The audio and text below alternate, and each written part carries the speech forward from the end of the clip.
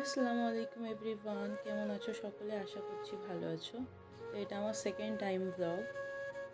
মাহির আস্তে আস্তে বড় হয়ে যাচ্ছে, তো প্রত্যেক দিন ছবি তুলে রাখা সম্ভব নয়। তো তাই ভাবলাম যে যদি আমি ছোট ছোট একটা ব্লগ, ডেইলি ব্লগ করি, তাহলে ওর কিছু ক্লিপ থাকলো বা ওর খাওয়া দাওয়ার সম্পর্কে, মানে ওর যাবতীয় আর কি, তারপরে সাংসারিক ছোটোখাটো ব্যাপার কিছু থাকলো।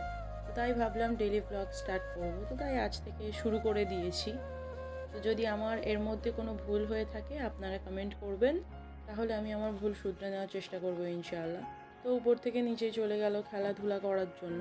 এবার খেলাধুলা করতে আর ভালো লাগছে না, তাই নিচের ঘরে চলে এলো। নিচের ঘরে এবার কিছুক্ষণ বসে থাকার পরে ওনার আর নিচের ঘরেও ভালো লাগছে না, আর মাও ডাকছিল। তাই রান্নাঘরে চলে গেলাম মায়ের কোলে। তো মাকে বললাম কি রান্না করছো, মা দেখাচ্ছিল। তাই আমি ছোট ছোট ক্লিপ নিয়ে রেখে দিলাম। এবার এখানে যত রকমের ভাজাভুজি দেখতেই পাচ্ছ। তারপরে মা টিকিয়ার জন্য গোশটাকে ম্যারিনেট করে রেখে দিয়েছে। তো তারপরে বাবু গোসল করবে, আর বাবুর তো গোসল মানেই তো ওখানে তো সময় লাগবেই। দেন আইসিডিএস স্কুল থেকে খবর এসেছিলো যে ওকে নিয়ে যেতে হবে, ওর হাইটটা ওর ওয়েটটা দেখবে। তো তাই ওকে তাড়াতাড়ি আমি এখানে গোসল করিয়ে নিলাম। গোসল টোসল করিয়ে নিয়ে আমি রেডি করছিলাম। দেন চলে গেলাম স্কুলে ওখানে ছোটো আম্মা বসে বসে কথা বলছিল। তো আমি ছোটো মতো একটা ক্লিপ নিয়ে রাখলাম। ও চারিদিকটা দেখছে। বাড়ি এসে ওর খাবার রেডি করছি, তার মাঝখানে মা পেপসি নিয়ে হাজির।